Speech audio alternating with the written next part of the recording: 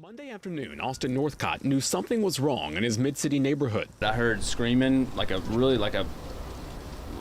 about to die sort of scream, like one you don't hear. It's just not a normal scream. Those screams were from a 73-year-old woman across the street who police say was carjacked and dragged to death by her own SUV. Witnesses say it happened when a vehicle pulled up next to her parked SUV on North Scott Street. It's just heartbreaking to see that. Witnesses say the woman was caught in her seatbelt and dragged as her SUV sped off on Bienville Avenue, just steps away from Mark and Leanne Mascar's front door. I just started screaming and running because I just wanted to get this person from this car. And if I could do that, I could help this person. Police say the woman's arm eventually detached from her body on North Pierce Street, freeing her from the SUV. Neighbors ran over to try and help. She was still breathing. She was very slowly breathing. I tried to call 911.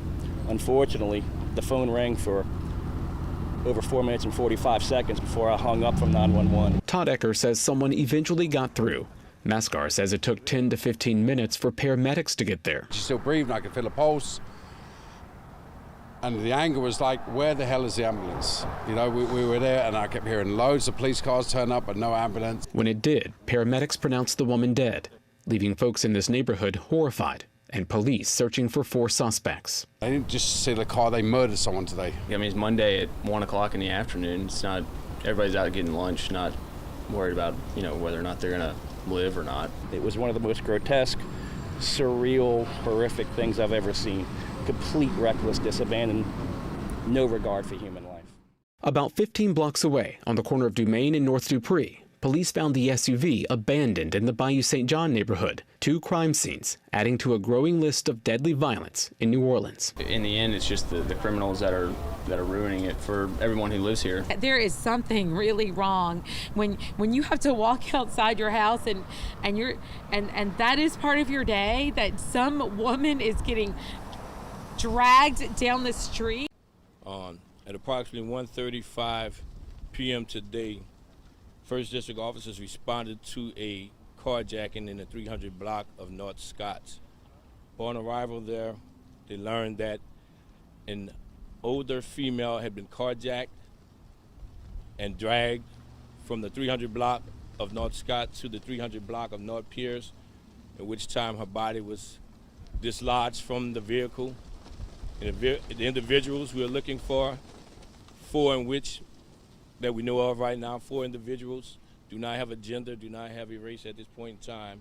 As we get more information, we'll get it out to you. But these 4 individuals made good their escape with the victim's vehicle.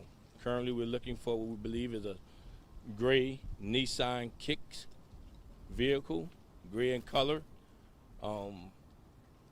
We are in the process of identifying and interviewing witnesses, collecting evidence that will help further this investigation. And as you can see, broad daylight, a bolder, brazen criminal that we have been speaking to for the last year or so that we're dealing with. And as such, what we do have working for us now is that we have a criminal justice system that is starting to work. The district attorney's office and the New Orleans Police Department are in constant communication. Our courts are back open. You have seen convictions occur. And there's no doubt in my mind the work that the men and women of the New Orleans Police Department do day in and day out will lead to another arrest in this case, as well as a conviction. But none of that is possible without the cooperation of our community. Someone knew something before it was going to occur, and now that it has occurred, we know that someone knows that information as well. We cannot accept this as the norm, not just in the city of New Orleans, but anywhere. We should not accept the death of a 13-year-old as a norm. We should not accept the death of a bartender working at his job as the norm.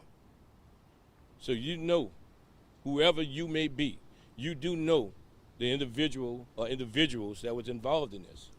You do know beforehand that they are going out to do something they have no business doing. We need you to come forward with that information. Homicide will be lead in this investigation because it has unfortunately led to the death of this female. So we're asking anyone with information to contact Homicide or our partners, anonymously through our partners at Crime Stoppers. Again, this is the very beginning stages of this investigation. Just an hour and a half ago, this occurred. And as you can see, all of the yellow tape that is out here, our officers are actively, and investigators are actively working this case.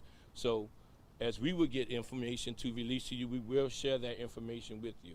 The victim's family says, though, they want you to see this video to understand what happened.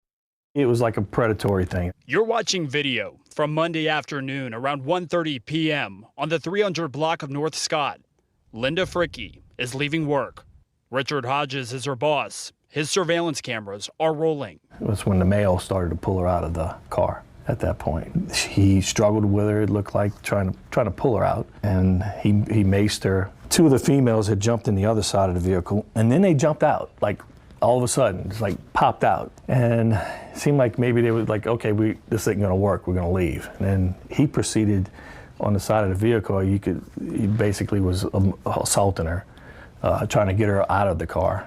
Once he had her on the ground, he got in, he took off. Hodges says two co-workers came out and tried to save her, but it was too late. They found her in the street there, and they stayed with her, until she passed away within a few minutes after that.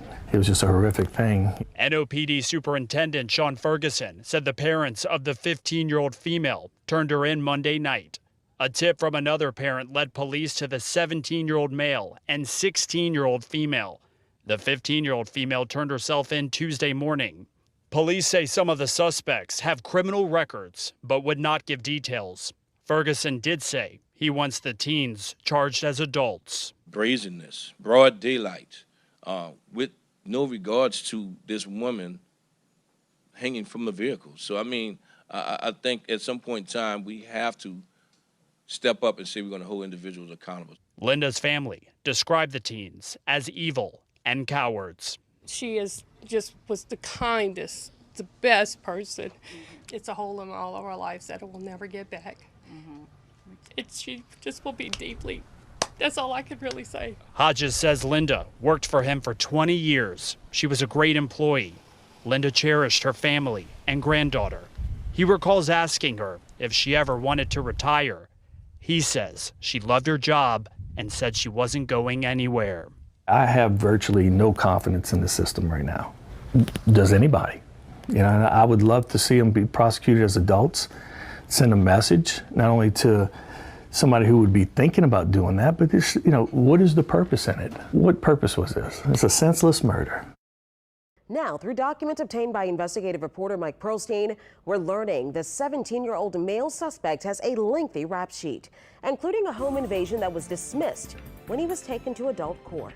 Of the 4 teenage defendants who appeared in juvenile court Wednesday in the fatal carjacking of a 73-year-old woman who was dragged to her death, 17-year-old John Honore stood out.